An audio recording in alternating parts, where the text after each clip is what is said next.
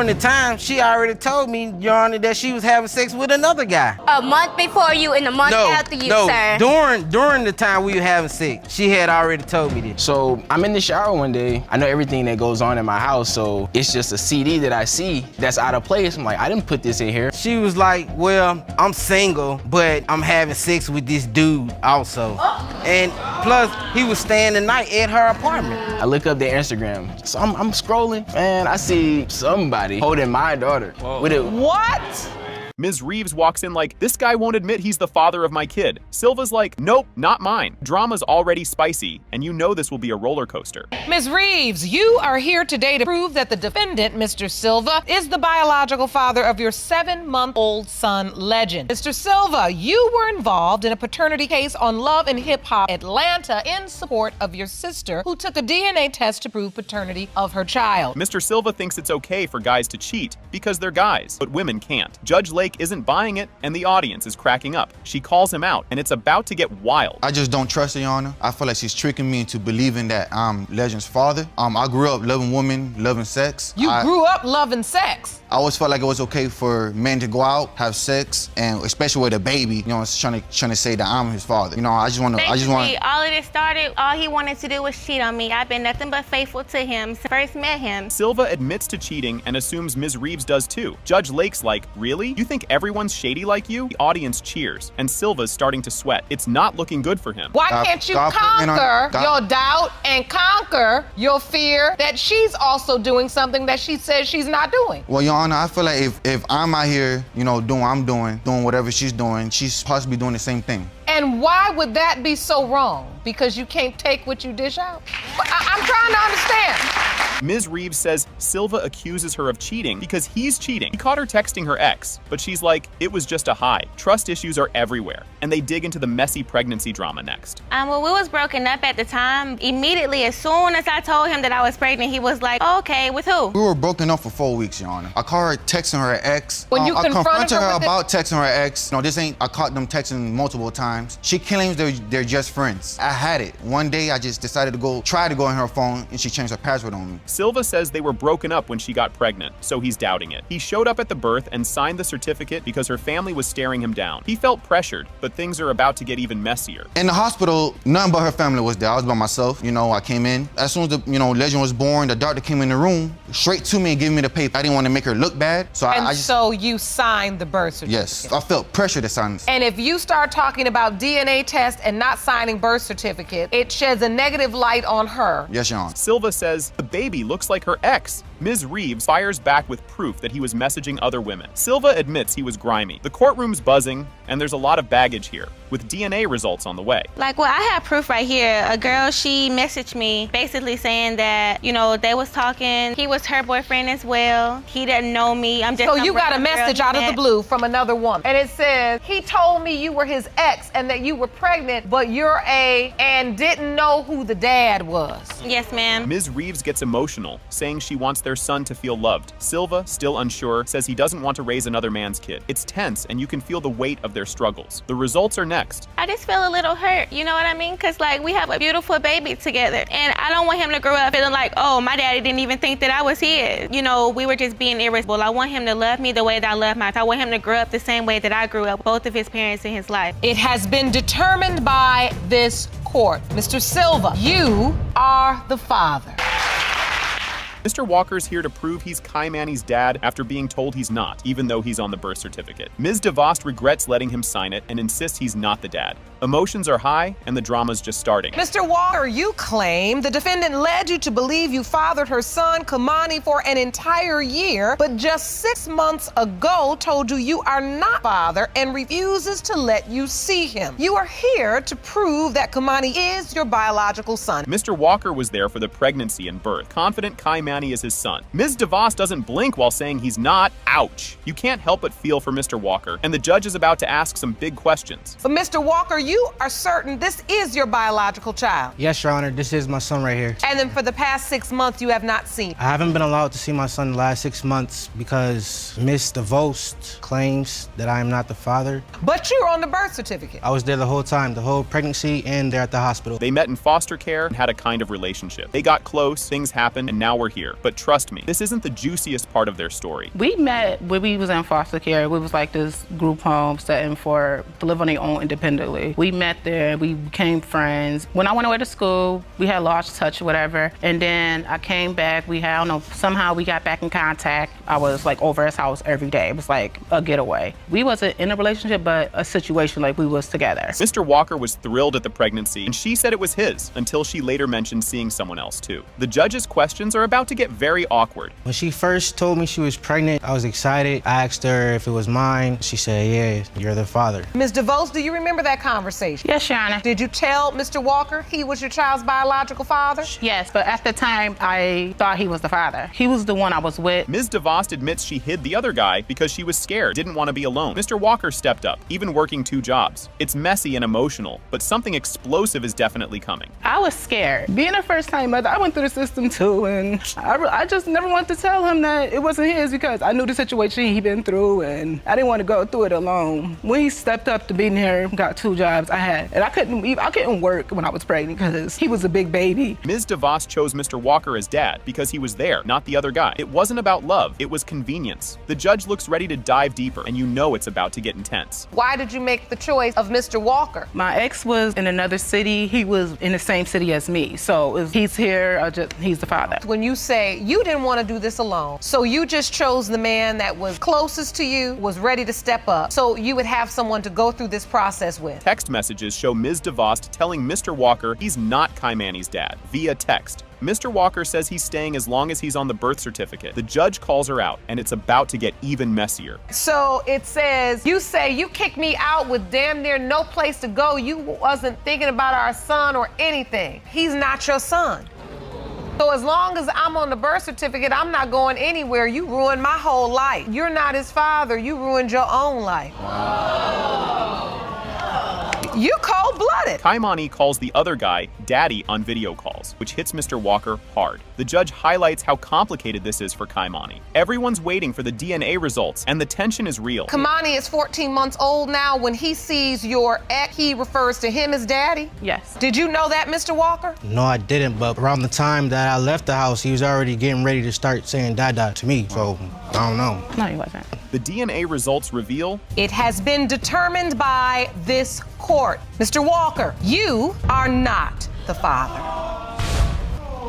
I'm sorry. Judge Lake kicks off a paternity showdown over 3-year-old Samarai. Ms. Lusk says Desmond is the dad, but his mom says, no way. And apparently Desmond was seeing someone else, making this a total soap opera. Ms. Lusk, you and your mother say you have no doubt whatsoever when it comes to knowing who your 3-year-old daughter, Samari's biological father, the man you claim is her father, has died, and now you find yourself facing off against his mother, who is just as convinced that she is not your daughter's grandmother. Ms. Lusk talks about raising her daughter alone after getting pregnant at 16. She's upset because Ms. Page has shut her daughter out. The frustration is real, and you can tell things are just getting started. Extremely difficult being pregnant at 16, having to still go through school. These past 4 years, everything has been on me and my mother. He has a whole other side. My daughter is beautiful, and you missed out on 4 years. Not Everybody's only a me. single parent. You're You're not the only absolutely one. correct, but you Get order. you Let's get raised some Desmond order. by yourself. Ms. Page says Ms. Lusk only wants a $50,000 insurance payout left by Desmond. Ms. Lusk looks shocked, saying she didn't know about the money. The back and forth feels like an intense ping pong match. They're out for money. I had insurance on What my money? son. I had an insurance policy. They're out for That we money. knew nothing about. Unless it's proven, it's not my son's You baby. never I posted know it on anything Facebook. about- And so this insurance policy is in the amount of $5,000. It is your testimony today. Ms. Lusk is attempting to get a portion of that money. Yes. Ms. Lusk says she and Desmond were sneaking around during her school breaks. Ms. Page isn't buying it at all. It's a fight over who knows him better, but there's a kid involved, making it a big deal. It was a normal time scheduled routine that I would actually come over there because we had times that I would come over to see him because he only stayed a few blocks from my school. Whether it was gym or my lunch period, I would go. When was Absolutely the first correct. I time you did it. physically saw me? When you proclaimed you were pregnant, you was very peak, no stomach, looking like an innocent child. Yes, You ma'am. asked Yes, to ma'am. see my child. You asked to go to the school. Of course she wasn't showing. Ms. Anderson postpartum, Ms. Lusk's mom told Ms. Page about the pregnancy on Facebook. Ms. Page brushes it off, calling her son a legend with women. Meanwhile, Judge Lake tries to stop it from becoming a shouting match. Do you know what happened? I contacted Miss Page through Facebook to tell her to call me, and that's when I broke the news to her about my daughter being pregnant by her son. The very first thing she said to me is, my son is a legend. My son has women coming out the woodwork. She seemed proud. Her son had no reason to be doing whatever he was doing in his past. Ms. Page says she's only seen Samarai once at a birthday party. She held her for a second, but hasn't connected since. Ms. Lusk says Ms. Page doesn't even try, making things even messier. I seen her one time by accident at an acquaintance birthday party. She had the opportunity, yes ma'am. Yes, Miss Lusk, I held her and I got a picture taken. You had a few. few. Did she even favor the family? You posted it on Facebook. To be honest, I don't This want is my Samarai first time around seeing him. you, Miss Anderson. Yes, it is, and my first time and hopefully last seeing you. Judge Lake explains how both women are still grieving Desmond, making everything harder. She also calls them out for airing drama on social media. It's a needed reality check, but the courtroom is still chaotic. Miss Page is grieving. She doesn't even have a person to review these facts with. Desmond, I need to talk to you about this,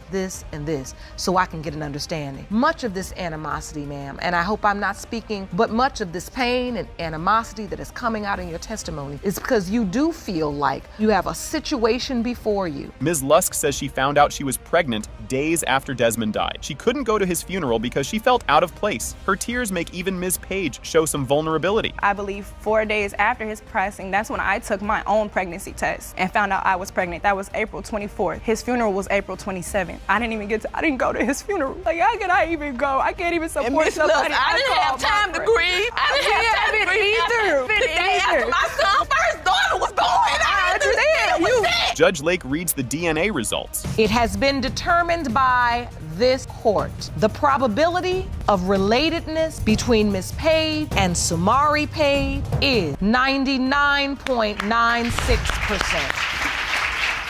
This case starts off wild, like a spaghetti-covered kid. It's Johnson vs. Kirby. Mr. Johnson says, "Not my kid," while Ms. Kirby insists he is. She says Caden needs his dad. Mr. Johnson's dodging responsibility. Buckle up, it's about to get messier. Mr. Johnson, you are here to prove you are not the biological father of Miss Kirby's 11-month-old son, Caden. You claim her accusations are causing trouble in your relationship, and you are certain the results will clear your name. This is like arguing over spilled milk, except the milk is a baby. Johnson says Kirby's ruining his life by claiming he's the dad. She insists they planned Caden, and now Johnson's ghosting. He stays firm, denying it's his kid. Things are about to escalate. She's trying to pin a child on me that ain't mine, and she's causing problems in my current relationship. How am I causing issues in your current relationship when you just called to me yesterday?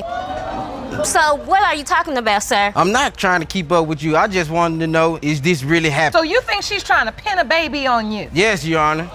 Johnson drops a sad bombshell. His dad abandoned him. He claims he'd never leave a kid unless it's not his. Kirby says he's doing exactly that to Caden. Johnson repeats, "That baby ain't mine." And next, it's all about who looks like who. Mr. Johnson, did you grow up with a father in your life? No, Your Honor. I was premature. I was in the hospital for 6 months. While I was in the hospital, Now my baby have issues. my father abandoned me. Now you and abandoned my Caden. mother. I would never do a child like that I know that's mine, and this baby is not mine. And so you're saying you know what it feels like to be abandoned? Yes, Your Honor. They met during a blackout, went shopping, exchanged numbers, then boom, sex. Kirby says she liked him, but Johnson says it was just a fling. Their stories clash and the judge tries not to laugh. But there's more drama when they reveal who else was around. We was working at this job, and then we had a blackout. During the blackout, we decided to go to the store. We in my car, driving to the store. Charmaine started talking sexual. Why would I talk sexual to you when I'm dealing with someone? Wait, what was she saying? Here's where it gets messy. Johnson says Kirby told him she was seeing someone else too. She admits it, but claims Johnson is the dad. Johnson's like, "I'm 1 out of 3? It's like bad reality TV, and conception dates are next. During the time, she already told me, Your Honor, that she was having sex with another guy. A month before you and a month after you, sir. During the time we were having sex, she had already told me this. She was like, "Well, I'm single, but I'm having sex with this dude also." And plus, he was staying the night at her apartment. Johnson finds out on Facebook he might be a dad. He messages Kirby, and at first she says no, then switches to yes. Johnson's confused and says she's playing games. Things are about to get even weirder. I was at this party, and I was scrolling on social media, and I seen her post something about she don't need help with her child. So I hit her up. I was like, "Are you pregnant?" She was like, "Yeah." "Is the baby mine?" She was like, "No." So I left the party and went to her house. And then she flipped the script and was saying, "Well, yes, you are the father." Kirby says she did the math and conceived around when she slept with Johnson. He doubts it, since others were involved. The judge sighs as she explains again. It's confusing, and there's more with the baby's health coming up. Because I did the calculations, we had sex July 10th, and this around the time that I could see Caden. But I thought you slept with him within a 24-hour window of meeting him, and you also were in a sexual relationship with the other man. Me and him had sex July 10th on our way when we got back from Clarksville. Kirby explains Caden has health issues, like needing a G-tube. She says Johnson hasn't helped at all, while he says she didn't give him a chance. The arguments are non-stop. Soon an expert will shed light on Caden's condition. My baby has health issues. He has a G-tube, so we back and forth from different doctors, ENT, G-tube clinic, all that. And he's also albino. I didn't even know that this child was albino, and plus, no one's in my family albino. Has no trait of it. Expert explains albinism happens when both parents carry a hidden gene. Despite the clear explanation, Johnson shakes his head in disbelief. Kirby looks hopeful, but spoiler alert, he's not convinced until the DNA says otherwise. So albinism is a very rare disease. Less than 1 in 20,000 children have it, and it is the absence of pigment, both in the hair, skin, and sometimes eyes. How does it get passed down to a child? Is it Each parent, even though they look phenotypically or to the eyes normally pigmented, carry an abnormal gene. The big moment. It has been determined by this court. Mr. Johnson, you are the father.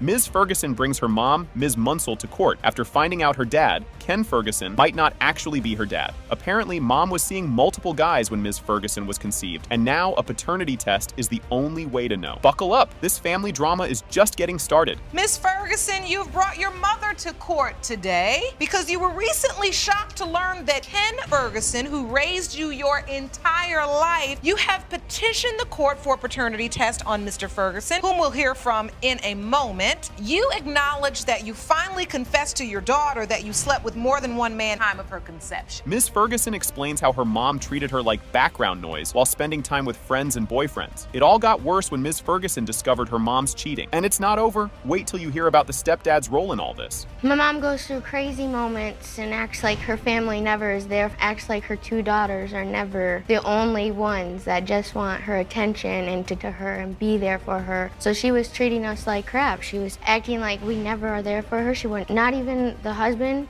so we all felt lean on when she actually didn't have anyone else around her. Judge Lake steps in, trying to bring some sense to this chaos. She points out the pain Ms. Ferguson feels and urges Ms. Munsell to think about her daughter's feelings. It's a rare moment of calm, but let's see if anyone takes it to heart. Do you think as a parent, as a mother, it's more difficult for you to endure maybe this moment? Or would it be more difficult to stand there as a young woman who your father is? You don't know who he is. Do you understand why I think he could not be my father? Ms. Ferguson shares how her stepdad revealed that Ken Ferguson might not be her real dad. She's not even surprised after all her mom's affairs. It's like a soap opera, and things are about to get even messier when Ken speaks up. We were talking for about 4 hours, and when he told me, I became quiet because it hit me with realization like, wow, seeing her sleep with so many guys, that this doesn't shock me at all. The night he told me, I went my pictures around and was just trying to look at every little figure that we could have alike. I see cheekbones, other things too. Ms. Munsell tries to apologize, but ends up making excuses, leaving Ms. Ferguson rolling her eyes. It's awkward, like trying to fix a broken vase with tape. The years of hurt are too much for a quick apology. I came here for you to do this.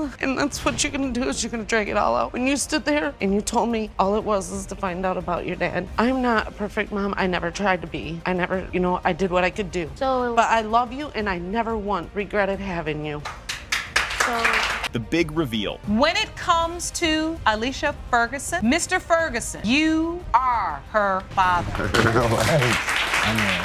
The court starts, and Mr. Smith shares why he's here to prove he's the dad of his 4-year-old daughter, Cookie. He's already on the birth certificate and has been calling himself daddy since day one. Mr. Smith, you have brought your estranged wife to court to prove that you are the biological father of her 4-year-old daughter, Christina Cookie Smith. You signed the birth certificate and have been daddy since she was born and claim you know you are her father. Mrs. Smith drops a bomb and says, well, actually, Cookie might belong to someone else, which makes the audience gasp louder than a crowd watching fireworks. This messy case is just warming up, and things are about to get even juicier. Mrs. Smith, you admit that you allowed your husband to sign the birth certificate and initially believed he was Cookie's father, but as your daughter got older, she no longer looked like him. And now you believe another man is her dad. Mr. Smith finds his wife's old phone, flips through it, and boom, text messages and photo that make his head spin. It's not just, hey, how are you? Messages. These are I miss you texts, plus some nude pics. We actually end up getting new phones around that time. Okay. So it's just like the other phones were kind of lingering around. So I'm just casually just going through them. And I saw text messages, some photos between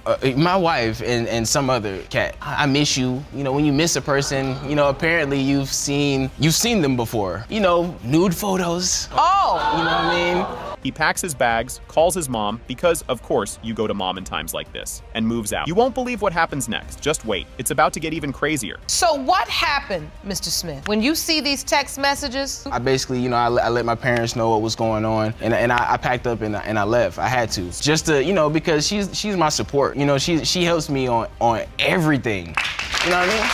Mrs. Smith announces she's pregnant and uses it as a chance to patch things up. Mr. Smith, feeling all kinds of love, jumps back in, ready to be the best husband and dad ever. When I found out I was pregnant, we were very excited. I told Christian we weren't together. I thought that this could be a chance for us to reconnect and make our marriage work. He agreed, and shortly after we got back together. Mr. Smith, when you found out she was pregnant, were you happy about it? Extremely happy. I didn't know what love was until I met this person. He's there for the birth, signing the certificate, and watching Cookie enter the world with all the pride of a guy who thinks he's got it all figured out. But oh boy, little does he know, this happy moment is just the calm before another storm. Were you there at the hospital when she was born? I made priority number one. It was a cesarean section.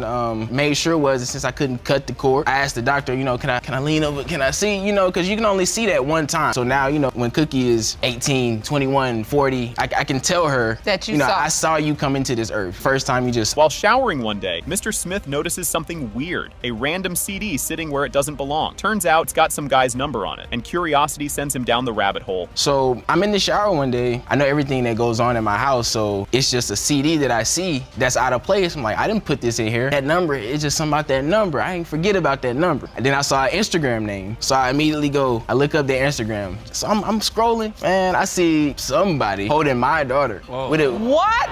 After a little Instagram snooping, he finds a photo of this mystery dude cheesing with Cookie, looking like he's auditioning for Proud Dad of the Year. Mrs. Smith finally admits she hooked up with this guy, Joseph, and things get super awkward. With a cheese on their face, like it's all happy and everything. It did have a caption, but I not for word verbatim, but it was something in the line of him claiming her though. It was that. This is the photo you saw on Instagram? Honestly though, I don't like looking at that at all. You can't even look at it. No. Joseph says he met Mrs. Smith when she was separated and had no idea she was married. He's all like, we hit it off. I didn't know about her husband. And oh yeah, I met Cookie when she was 2. I seen her walking down the sidewalk, and I actually ran behind her, and we exchanged numbers. We talked on the phone for a little bit. Did she tell you she was married? No, ma'am. I had no clue. So when did you find out about the baby? I don't know a time verbatim, but the first time that I've seen Cookie in person was she was 2 years old. You know what? I don't even remember verbatim. I don't. He describes meeting Cookie and feeling like she already knew him, which gives him that, maybe I'm her dad vibe. But wait, Joseph isn't the only guy calling himself dad, and the situation just keeps getting messier. When I seen her, she looks just like my dad. She looks just like us, so, I never really doubted it. You understand what I'm saying? I always thought that, this is my child. You find out, you accept it, you've got this little girl. Do you make plans to stay in her life? Yes, ma'am, I did, but at the same time, I wasn't in a position to a structure of a good parent boyfriend. Or Mr. Smith and Joseph both want to be in Cookie's life, and they're both like, she's my baby. Mrs. Smith finally admits she's been keeping secrets, and everyone's trying to figure out what's going on. You still were allowing Mr. Prater to see her behind your husband's back. I didn't even know any of that. And Mr. Prater, you did not know about Mr. Smith. Couldn't find the right time to say anything about it. When you have issues like this, the right time is the soonest time available. The judge opens the results, and bam. It has been determined by this court. The biological father is Mr. Prater. I'm sorry. A break for us is I'm leaving out the house, I'm gonna go to my parents' house for a while, or you leave and you go with your mom or something. No, that's like not a that. break. That was a break between us, and we were always back together within a month's time. It was still no excuse. A break is not an excuse to go sleep with someone and have a child by someone else at all. How in the world do you think you making babies in this world and don't have a job? Who's supposed to take care of them? Me? How do you think you cannot have a job? What? How do you, what? I couldn't hear you. It's called excuse me, ma'am. See, we're gonna get it right in here today. I don't know who's teaching you, but I'm gonna give you a lesson. I'm teaching them. When I say something, answer's not what. Okay.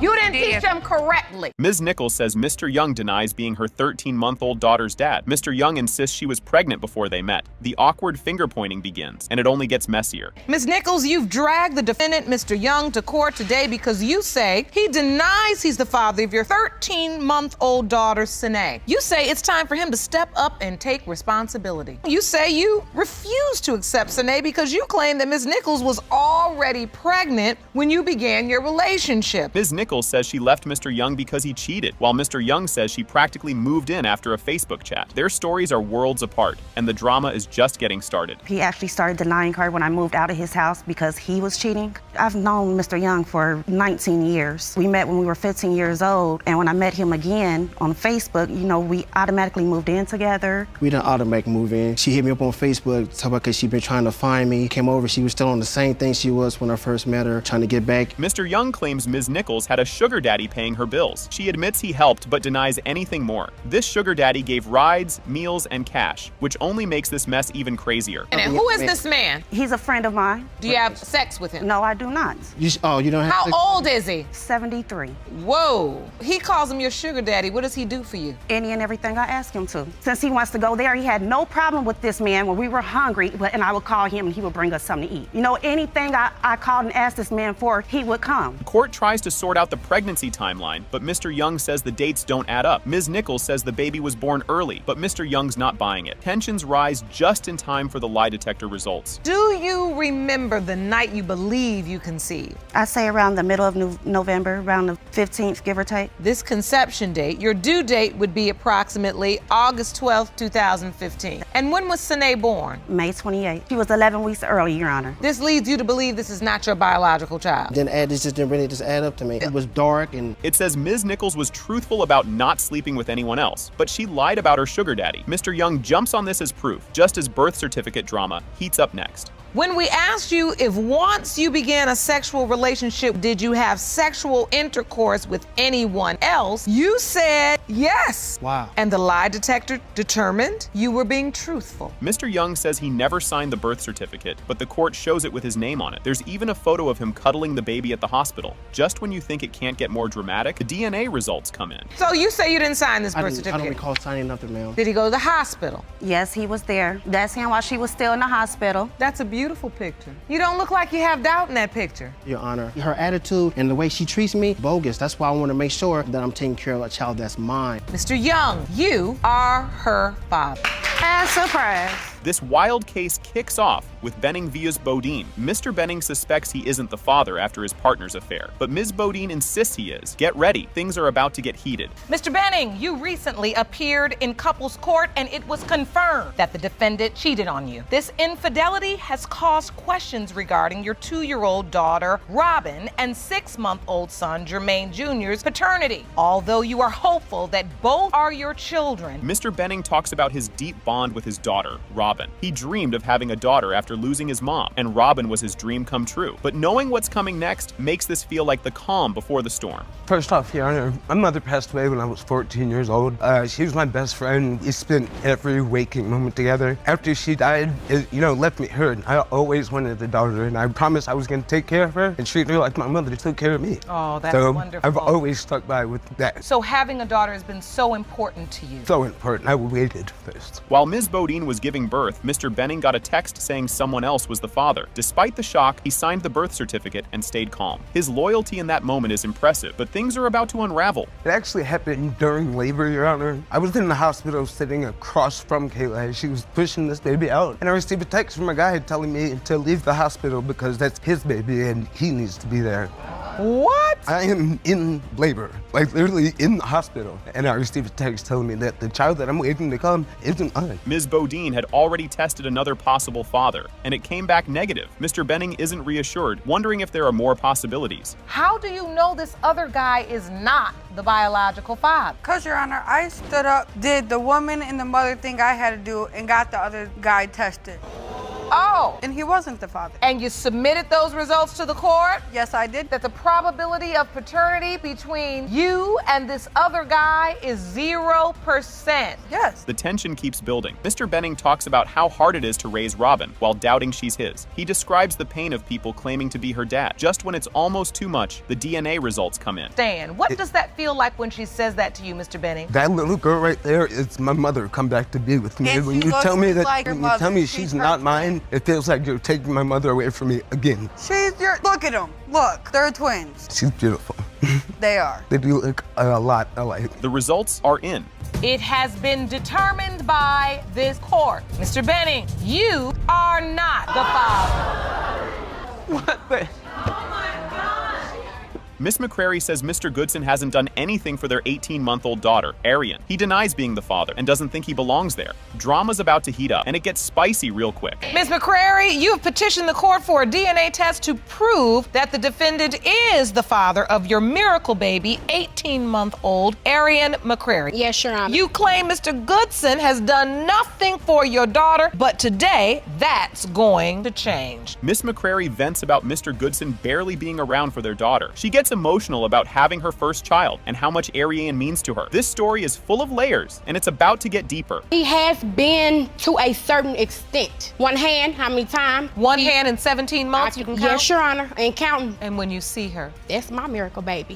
Conceive. When you're in a relationship with a man for so many years, you having unprotected sex, you're trying to get pregnant, things of that nature, it doesn't happen. You think you can't get pregnant. Miss McCrary claims Mr. Goodson ignored her and their baby when she saw him with his other family. He denies it, saying he didn't see the child. It's a heated back and forth, and neither is backing down. Did you walk past Arian in the store and not even acknowledge her at all? That's not true. We actually seen each other at the same time. She was coming, and I was going toward the checkout. She was going to get an item or something. And we never said that. I didn't even know that Arian was with her. Yes, But you are not acknowledging that you are the father of this beautiful baby. Mr. Goodson says their relationship started casually, but then caught feelings. He accuses Miss McCrary of being secretive with her phone. This fling is getting messy, and the drama is just beginning. Every time we got together, it was like her phone used to ring a lot, and she come over there. We stayed on two different sides of town. She'll come over there probably a day or two, and I might not hear from her, a couple more days after that, or whenever she's around. Her phone is just constantly going off, and she was always secretive about it. So what was the nature of this? Was friends hanging out, and Miss McCrary reveals Mr. Goodson was still married when they were together. Judge Lake reminds everyone that separated isn't divorced. The situation is wild, and it only gets crazier. You wanted to make things a little more serious. How serious could it get when you already had another person? Well, we was married but separated, and she was like,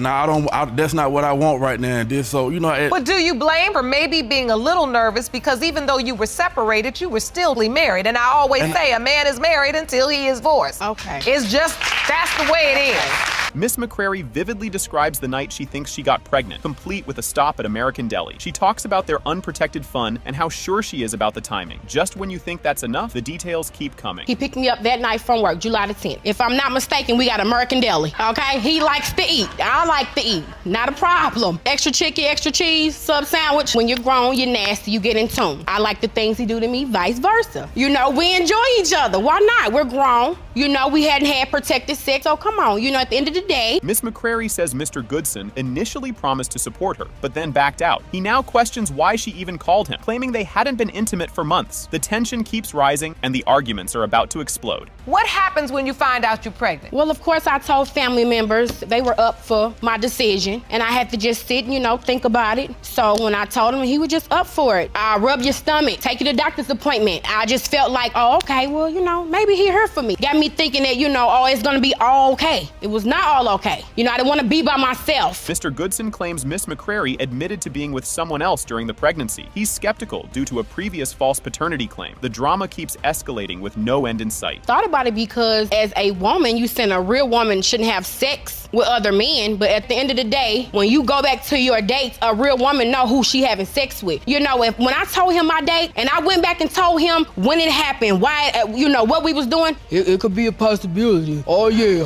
Mr. Goodson admits he visited the hospital after the birth, but didn't sign the certificate because of doubts. Miss McCrary argues he should have stepped up anyway. Now, DNA results are coming, and the truth is about to be revealed. Did you sign the birth certificate for Arian? No, I did not. I just didn't want to tie myself to that responsibility until I knew that she was mine. It takes two, Your Honor. You come with chump change. Don't do that. You know, you help me. If I have something I don't have, I'm gonna tell you what I have. You can't even foot a half bill. And then, come on now, you saying that I bailed out on you. Make it make sense, baby. Judge Lake reveals the DNA results. Has been determined by this court. Mr. Goodson, you are the father. Oh, okay.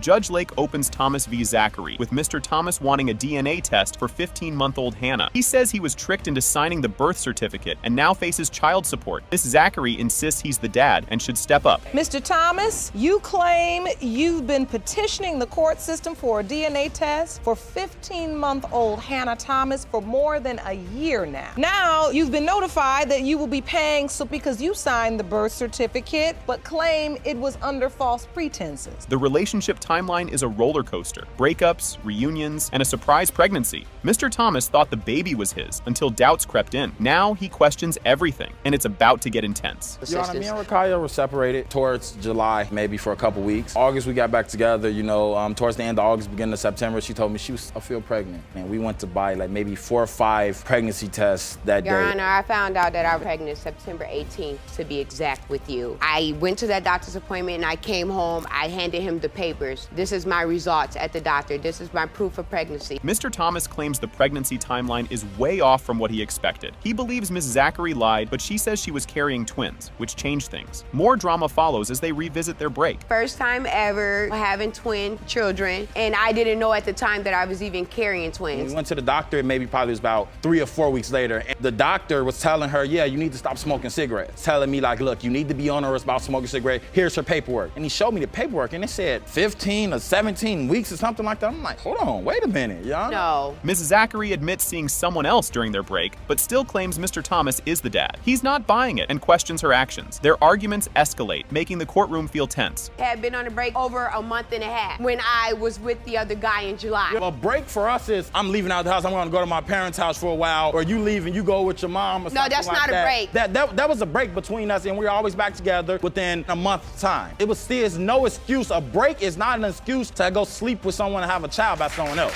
at all.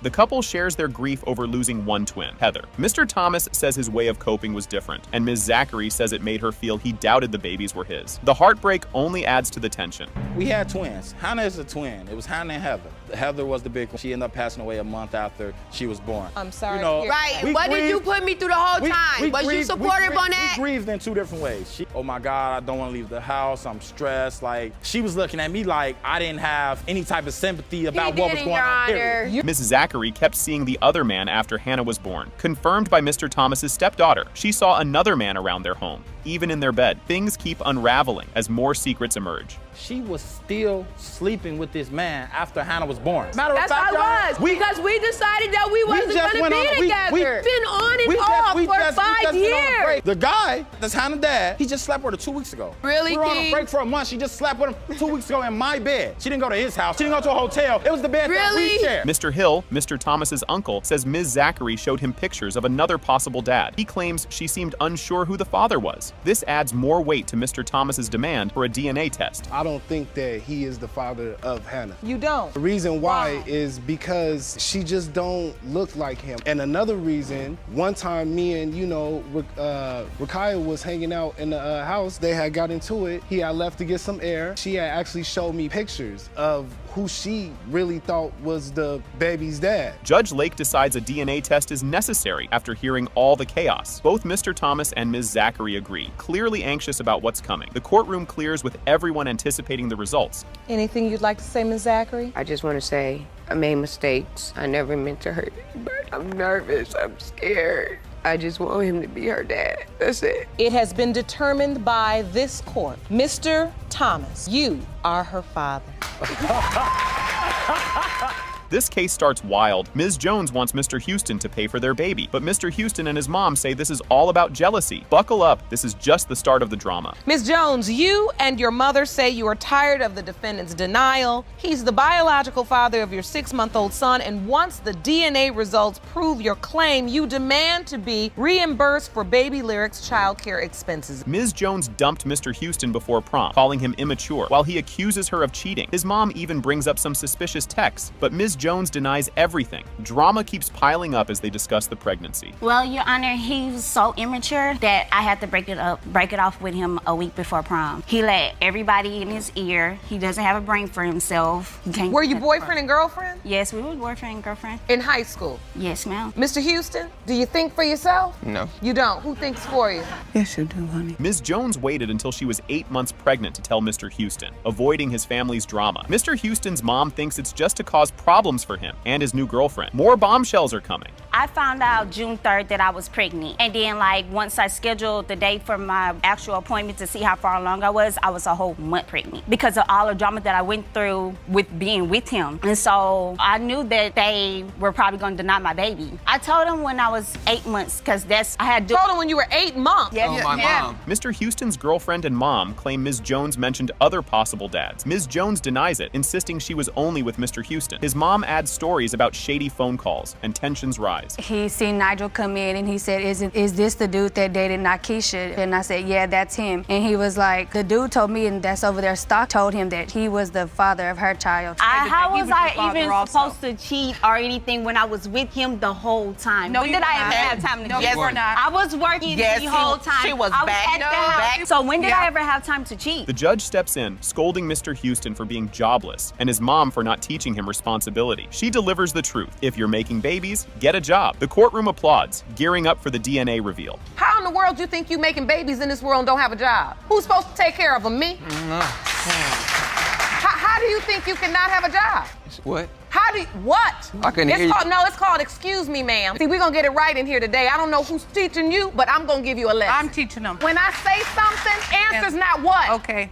You didn't teach them correctly. Mr. Houston, you are the father. Boom! Yeah. Miss Jones? Mr. Reed says it's impossible he's Lucas's dad, and the judge kicks off Whittier v. Reed. He doubts he's the father due to medical reasons, while Ms. Whittier just wants them to stop fighting. This case is about to get messy, so buckle up. Ms. Whittier, you say that you are sure Mr. Reed is the father of your 22-month-old son, Lucas, but the defendant's paternity doubts have led to constant fighting and tension in your relationship. You desperately hope to prove he is the father to save your family. One bad argument turned everything upside down. Ms. Whittier blurted out, "How do you even know he's yours?" Oops, big mistake, because Mr. Reed started doubting everything. Things are already awkward, and it's about to get worse when the exes show up. Shortly before Lucas's birth, we had an argument. That argument led to the ultimate gonna shut him up kind of moment. So I said, well, how do you know if it's even yours? You say that in the argument? Yes. I never doubted it was his, but I just kind of wanted to end the argument and let it be done. And I've regretted that statement ever since I made it. Their love story starts like a failed movie rescue. Mr. Reed thought Ms. Whittier's kid was drowning, but she was just swimming. Heroic fail led to dinner, sparks flying, and romance. It was all great until exes and arguments crashed the party. Tried to save my toddler that he thought was drowning. He didn't realize she could swim. Oh, that's cute. It was a baby, and she was adorable, cute little stubby thing running around the pool in a little swimmer diaper. Jumps in the pool, so I'm laying in a lawn chair,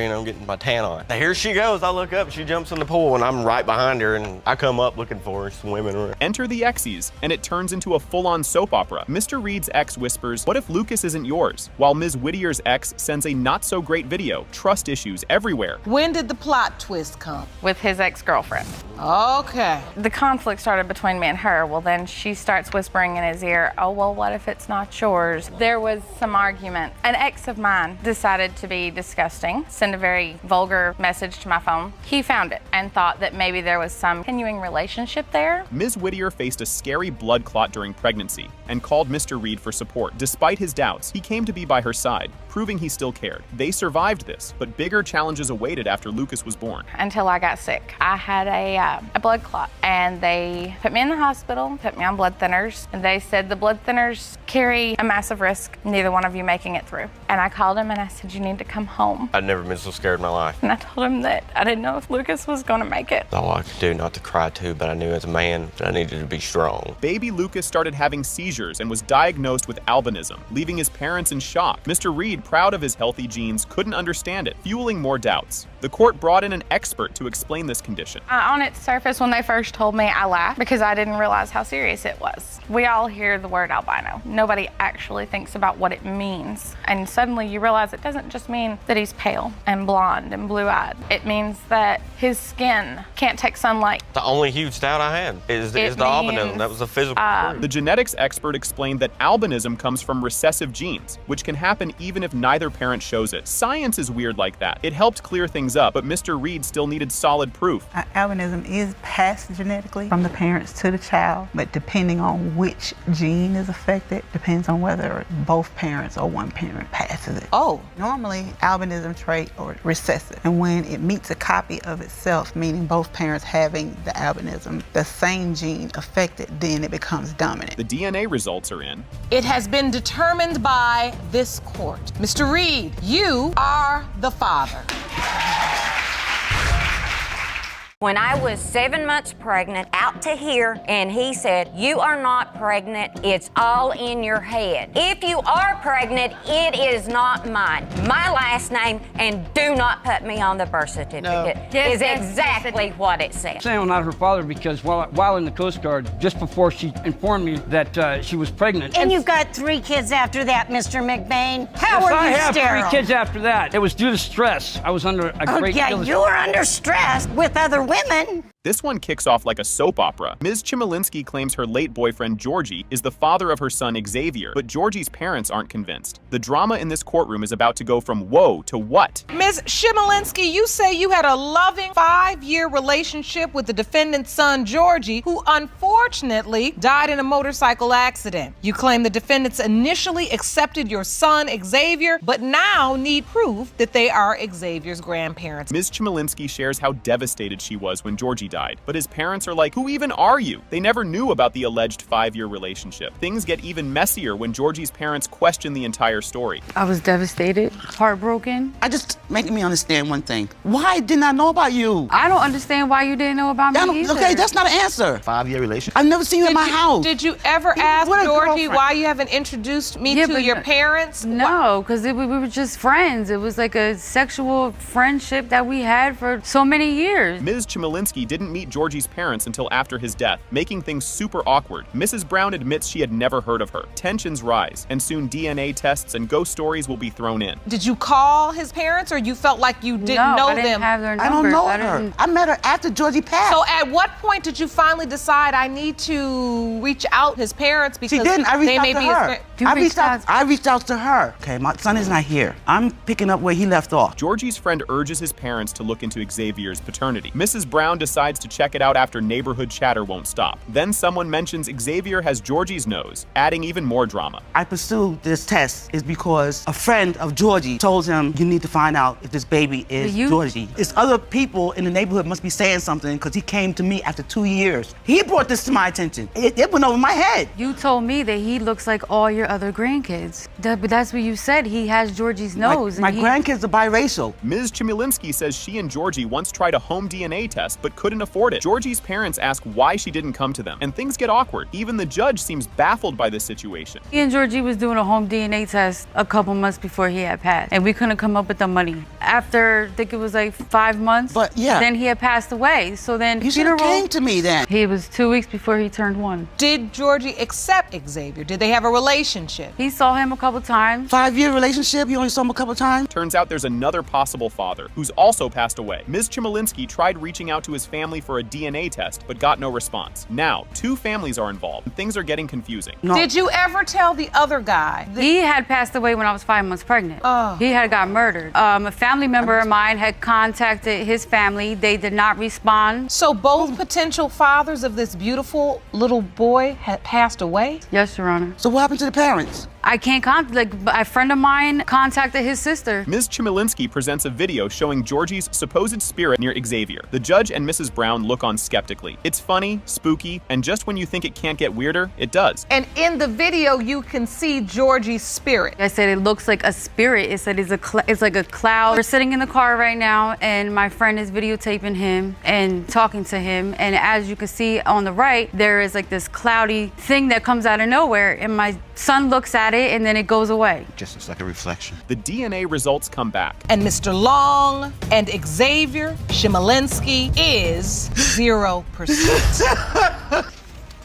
Judge Lake introduces Ms. Brugger and Ms. Warner, who are already throwing accusations. Ms. Brugger claims her baby was fathered by Ms. Warner's late grandson, while Ms. Warner accuses her of wanting the family's oil money. Buckle up, because there's a sterility bombshell on the way. Ms. Brugger, you are here to prove to the defendant that your son, Parrish Brooks Jr., was fathered by the defendant's grandson, who was tragically killed 2 months ago in an auto accident. Now, Ms. Warner, you are here with your granddaughter, and you don't believe Parrish Jr. is your great-grandson. Things heat up as Ms. Warner claims her grandson couldn't have kids, while Ms. Brugger insists he's the father. She describes Parrish's commitment, showing up at appointments, and planning to sign the birth certificate. This is shaping up to be a wild courtroom drama. We lived together. We were a family. He told everyone my girls were his stepdaughters. He called them his stepdaughters, everything. He was there through my whole pregnancy, all the doctor's appointments. No, he couldn't be there, but as soon as he got out, he was adamant about having the hospital hold on to the birth certificate before they turned it in so that he could sign it. And then they're arguing about whether the baby looks like Parrish. Yes, it's forehead talk now. Ms. Warner says the baby doesn't resemble the family,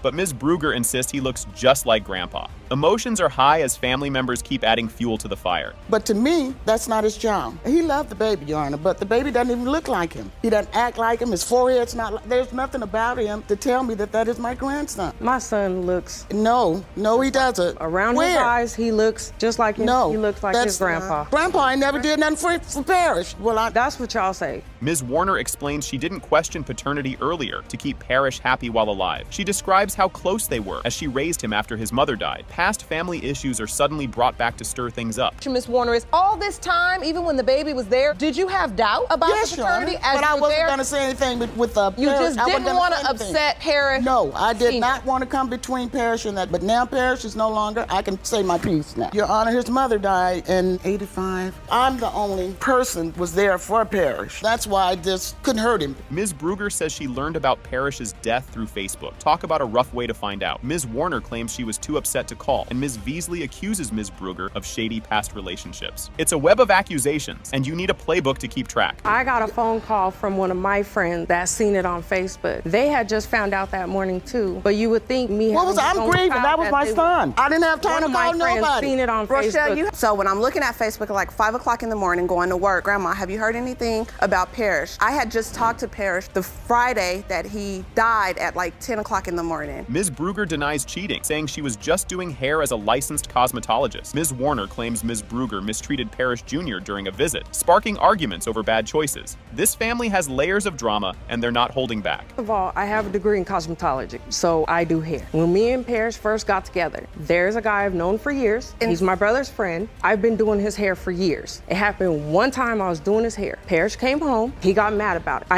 I stopped doing his hair. He never came back over again to get his hair done. Ms. Brugger calls out Parrish's family for not accepting the baby. She says it hurt Parrish deeply that his family didn't celebrate his first child. Emotions peak as they prepare for the DNA results. She has came to my house, yes, to see my son. Maybe 3 times, 4. Every time they have seen my son, me and Parrish packed all the kids up and we had to go to their house. After my son was born, my family was at the house all the time coming to see the baby, to the point where we're like, oh my God, go home so we get some rest. He was mad because he felt they were not embracing the fact that he finally did have a kid. The DNA test proves it has been determined by this court Mr. Harvey is related to Parrish Brooks Jr. Therefore, Parrish Brooks Sr. is also related to Parrish Brooks Jr. Okay, buckle up, people. Things are about to get messy. The case of Owens Roe versus Raines kicks off with all the drama you'd expect. Ms. Owens says Mr. Raines left her high and dry while she was pregnant with their daughter, Jaime. Ms. Owens, you say that after a whirlwind teenage romance and a brief marriage to Mr. Raines, he got you pregnant and then left high and dry to raise your daughter, Jamie, on your own. You say the defendant is fully aware he is your daughter's father, and you intend to prove this today. Things between these two were like a soap opera. Love, fights, and lots of drama. Ms. Owens says she was a couple of weeks pregnant when she moved back in with her parents because, get this, Mr. Raines came home one night with friends and random girls. Awkward. Because he was a lying, cheating piece of trash. Oh! I was actually 2 to 3 weeks pregnant when I went back and to live with my parents when he left me. This is after him and 2 of his friends had come home about 1 o'clock in the morning with 3 girls and expected me to think they were just friends. Mr. Raines has his own version, though. He says they were on and off like a bad Wi-Fi signal. He even married her after a miscarriage, but after more back and forth drama, he says enough and bailed. I was young back in those days. We were off and on. We were young, off and on, off and on. She got pregnant initially, and I married her because I was trying to do the right thing. She wanted to have a miscarriage. Again, after that, off and on, I got tired of it. It got old. And so she always wanted to go back home, so I let her go back home. Oh, but here's the kicker. Ms. Owens sent him a letter saying she was pregnant, and his response? Pretty much, nah, not my problem. Honestly, this relationship sounds like a reality TV show waiting to happen. About 3 to 4 months, I get a letter from her, and that's saying she's pregnant, and I'm like, I'm sorry, I hate your luck. You know, I'm not with you, haven't been with you. We had a few, not many. About the only time we really did have any connection was in bed. So you felt like your husband was cheating. I have to ask you, were you cheating too? No, ma'am, I sure wasn't. I don't know. Now it's math time, but not the boring kind. Mr. Raines pulls out a calendar to prove the dates don't line up. He claims they split in August, so there's no way he's the baby daddy since Jaime was conceived in October. Is that the calendar you submitted to the court? Yes. Jamie was born July 31st. 1, 2, 3, 4, 5, 6, 7, 8. This is when Claire says she's pregnant. No, I got pregnant in October. This is when she said 6 8. So I left in August is when I left. No. I was no longer, we broke up. I was no longer with her in August. Ms. Owens is like, nice try, buddy, and swears up and down that he was still around in October. Meanwhile, the judge is probably sitting there like, someone get me Advil. I come home in October. He dropped me off at my parents and told them, do something with her. I cannot. That could have possibly been true. I mean, you were something to deal with. If you hadn't have been such a piece of crap, I wouldn't have been so hard to get along with. Maybe, maybe not. And here's where it gets spicier than hot sauce. Ms. Owens says she got a letter from Mr. Raines while she was 7 months pregnant, and he basically told her to kick rocks. He even said not to give the baby his last name. Ouch. When I was 7 months pregnant, out to here, and he said, you are not pregnant, it's all in your head. If you are pregnant, it is not mine. My last name, and do not put me on the birth certificate. No. I wanted my daughter to have a father like I had growing up. She did not have that. When Jaime was born, Ms. Owens didn't even call Mr. Raines to say, hey, it's baby time. She went full-on independent mode and gave Jaime her maiden name instead. And so when you gave birth, did you ask him to be there? Did you say, I'm having the baby, do you want to come to the hospital? I did not want him around. I loved him so much when we got together that I would have done anything for him. And that love turned to pure hate. And I hated him as much as I loved him. Meanwhile, Mr. Raines says he paid child support support and even tried to be involved, but he claims Ms. Owens made it harder than a math test to see Jaime. Things are heating up, and Jaime's about to speak her truth. Child support came to me. I get a letter. By child support, it was not, I could have cared less if I had got any child support from him. Paid. I took responsibility of her. I had family saying she looks like you and stuff. And I just thought I was doing the right thing, Your Honor. It was not easy with Miss Clara to try to even see her, to have a relationship with. Get the tissues. Folks, Jaime shares how tough it was growing up not knowing who her real dad was. She says people told her all the time that she didn't look like Mr. Raines, and another guy might be her dad. Can you imagine hearing that growing up? Yikes. Who did you think was your father growing up? I've had several people tell me all through my life that I didn't look like him, that he wasn't, that the timeline was off, that there was this other guy that when I was 12. I was gonna move with Mr. Raines, and she told me that she was with someone else. I let it go because I thought, well, maybe she just don't want me moving with him. Jaime says the whole thing was super confusing and painful. She just wants the truth already, because all this he said she said is giving her a headache. And same, honestly. Being told that somebody else was my father, that, I've seen what the other person looks like. I personally think I look like the other. You do. And then 6 months ago, when the man you believe to be your father, you think all this time this is my father, but he's going in and out of my life. Right. He pretty much affirms what your mother told you when you were 12. Yeah. All right, the moment we've all been waiting for. The DNA results are in. It has been determined by this court. Mr. Raines, you are the father. This is wild, like a scene from a TV show. When Ms. Robertson was 8, her mom casually told her the guy she thought was her dad wasn't, and pointed to some random guy in a phone book saying, "That's your real dad." Imagine having an identity crisis before you even hit double digits. Things only get messier from here. Ms. Robertson, your world was turned upside down at the age of 8 when you received the shocking news to be your biological father was not. You were informed that the defendant, Mr. McBain Sr., is your father. You've dragged him to court to prove that today. Yes, Your Honor. Things get confusing fast. Ms. Robertson found her birth certificate, and guess whose name was on it? Mr. McBain, who claims his name got put there just because he was married to her mom, and he doubted being her dad from the start. Why, if he's denying it, why is his name on my birth certificate? Why did he sign his rights away? And Your Honor, I have proof right here. So this is your birth certificate? Yes, my name may be on there, Your Honor. However, it's on there because the state put it on there. I had nothing to do with putting my name on her birth certificate. It gets awkward and funny. Mr. McBain accuses Ms. Graham, his ex, of cheating and even claims she suggested a threesome. He says that's why he doubts Ms. Robertson is his kid, but the drama's far from over. She was unfaithful. She asked me for a threesome at one point in the marriage as well.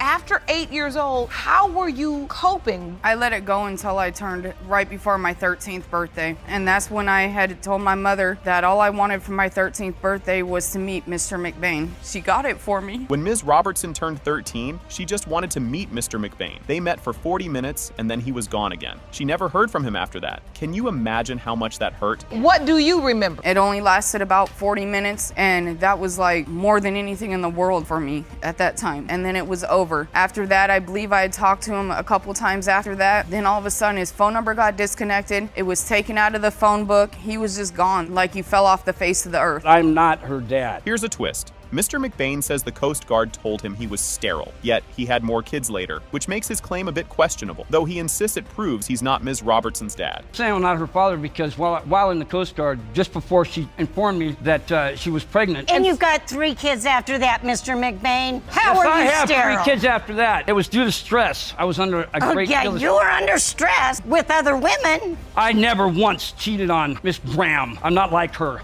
Mr. McBain said he caught Ms. Graham cheating because of some clothes he found, but Ms. Graham insists they were his clothes. It's a classic "no, you did it" argument, like a reality show where nothing makes sense. I was working 7 days a week for about 3 months straight and went back home. As I'm walking across the living room, I look over and there's a pair of boots and a coat on the floor and a coat on Your Honor, those were his boots and his coat. I walked over to her room. I beat on the door. I said, "I don't know who you are in there, but you've got 30 seconds to get out of my house or you're going to be really sorry." No, No. Things turn cringeworthy. Mr. McBain thinks a guy from one of their threesomes could be Ms. Robertson's dad, but Ms. Graham denies it. Meanwhile, Ms. Robertson is just stuck in the middle, thinking, what is my life? I believe that the guy that we had the threesome with is actually the father of Miss Roberts. Excuse me. And who is that? It was an individual I was stationed with. Yeah, you were stationed with a lot. I know, and so were you. But wait a minute. Other men could potentially be Miss Robertson's father? Yes, I do, Your Honor. Well, between the Coast Guard telling me I was sterile, the fact that the man is Hawaiian, he's Samoan. The court reads the DNA results. It has been determined by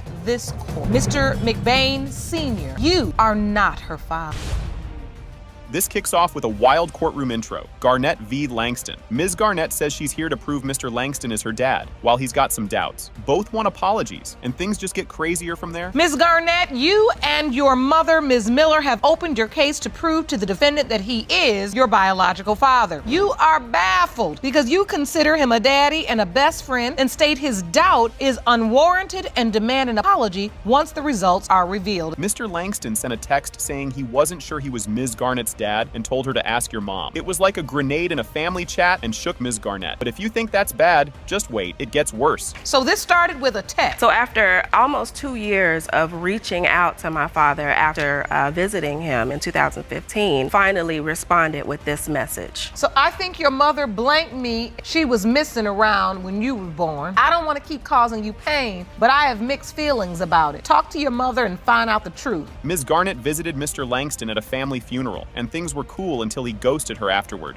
Mr. Langston admits he always had doubts. His reasons? Well, there's something else. We live in different states, Your Honor, but we had always been close. I went to visit him in Chicago for a funeral and was by his side for one of our family members. Everything was great, but when I returned back home, I don't know what happened. He just cut off communication. Well, I wasn't talking to her like I normally do. Why? Because I was just harboring this that she's not my daughter. At a funeral, Mr. Langston casually mentioned he might not be her father, like it was no big deal. Ms. Garnett was blindsided, but later he took it back. Next, money and DNA tests come into play. 2 years ago, when I was at the funeral with him, he had brought up for the very first time that he thought I may not have been his daughter, which blew my mind. Went on and on about him and my mother's past and all this, but then after he vomited all this tragedy on me, he recanted and took it back. Bearing up feeling because I seen the fact right away, and I'm not trying to hurt her. I love her. Money made it spicy. Mr. Langston says he paid child support for over 20 years. There was even an old DNA test Ms. Garnett took, but it was never finished, left like unfinished homework. Next, get ready for heartbreak. I paid child support not only 18 years, I paid it 20 years. But when they did you started start? sending me checks back for overpayment, $1,700. So how come you didn't take that $150,000 for a DNA test when before I turned 36 years old? I'll tell you, I had an answer for you. The text shook Ms. Garnett to her core. She shared how much she bonded with Mr. Langston and hoped their connection meant something. Despite the pain, she wasn't ready to give up. Up next, Mr. Langston gets super honest. When he sent that text to me, I cried my hardest cry. I was devastated. I felt like he was taking my identity away from me because I've always known I was a Langston. I have so much about my father. When he came back into my life, an adult, it was like a piece of the puzzle was missing. Mr. Langston says sending that text was one of the hardest things he's done. He couldn't keep lying about his doubts. He even took his first plane ride at 61 to resolve this, his version of a midlife crisis with paternity tests. Then, social media joins the mix. I didn't want to hurt her. When I had that phone and did that text, it crushed me when I pushed that button because I know what the effect was going to have on her. I didn't want to. But how am I going to deny how I feel in the inside? How I'm going to do that when I got grandbabies and I want them to be my grandbaby? That'll be the best news I can ever have. Ms. Garnett posted a side-by-side photo of her and Mr. Langston's dad, and her cousins went wild, saying they looked alike. It turned into a family resemblance debate that landed in court. But DNA results are about to steal the spotlight. You began to post on Facebook. After the text message, I did some soul searching. I was just laying in my bed looking through my phone, and I saw a picture of myself. This picture reminded me of this picture of my grandfather. This is Mr. Langston's father. And I noticed some similarities in our faces. I said, it's my grandfather. Do you see the resemblance? Boom. When it comes to 36-year-old Shauna Garnett, Mr. Langston, you are not father. Miss Garcia explains that Miss Huffman, who's younger than her and her father, claims to have 2 kids with her dad. Garcia's response? DNA test, please. Things are heating up, and it's getting as wild as microwave leftovers. Ms. Garcia, you claim that before your father's death, Ms. Huffman, who is 31 years younger than him and 6 years younger than you, and was pregnant with another. You have petitioned the court for a DNA test to protect your father's estate and his name by supporting that he is not the father of the defendant's 2 daughters. Garcia says her dad was certain these kids weren't his and called out Huffman for getting around. Huffman isn't having it though, and her side is coming in hot. Well, I'm basically here on behalf of my dad because he passed away about 2 years ago. He was not sure that if they were his or not because she had gotten around. So the questions that remain have been unanswered. So Ms. Huffman, it's your belief that Ms. Garcia's father did both of your children? Yes. Miss Huffman shares she met Garcia's dad at a carnival because nothing says love like Ferris wheels. She insists she wasn't seeing anyone else when her daughter Claudia was conceived. But Garcia is about to drop some Facebook drama, so buckle up. So take me to the day you believe you conceived Claudia, your older child. On March 17th of 2013. And you all were dating, you hanging out together? It was more like hanging out in the truck. You would hang out in his truck? Goof around in the beginning, and then we got into the whole thing on how you get pregnant. Huffman DM'd Garcia out of the blue about the kids, and Garcia had no clue they even existed. Suddenly, Garcia is throwing out serious accusations that change the whole story. She messaged me on Facebook and she said that she was pregnant with a child and that she had a 2-year-old daughter, that they were my dad's. And he basically said that yes, that he was messing around with her, but he didn't believe that those were his children. She got around, pretty much said that they weren't his. Garcia says her dad doubted the kids were his because he caught Huffman getting cozy with the neighbor. Huffman denies it, and things get juicier with talk of a previous paternity test. And he pretty much told me that one day she was at his house and he couldn't find her, so he went looking for her, and he saw her in the backyard with the neighbor and she was giving him oral sex. Whoa! No, it's not. Did her father actually catch you with another man? No. Huffman once tested another man for Claudia's paternity before, which adds to the mess. A court employee confirmed Huffman wasn't sure who the dad was. Meanwhile, Garcia did something surprising despite her doubts. While assisting the defendant, Ms. Huffman, with setting up a DNA test for her and her daughters, she unknowingly admitted that she tested another man in the past. She said that she did not remember if she brought birth certificate with her the last time she tested a man against Claudia, which indicated to me that she truly does not know who the biological father of Claudia is. Garcia, being nicer than anyone expected, still listed Huffman's daughters as siblings during her father's cremation arrangements. Huffman refused to sign, raising more doubts and bringing everyone to one conclusion: DNA time. To get the results for my kids, to be able to financially make it with them with their health issues. There's times where I don't even have a phone because I'm putting it in for the kids. I hope that they are my sisters, and I hope to tell them about my dad and what a wonderful man he was. And Carrie Garcia is 99.9% you are related.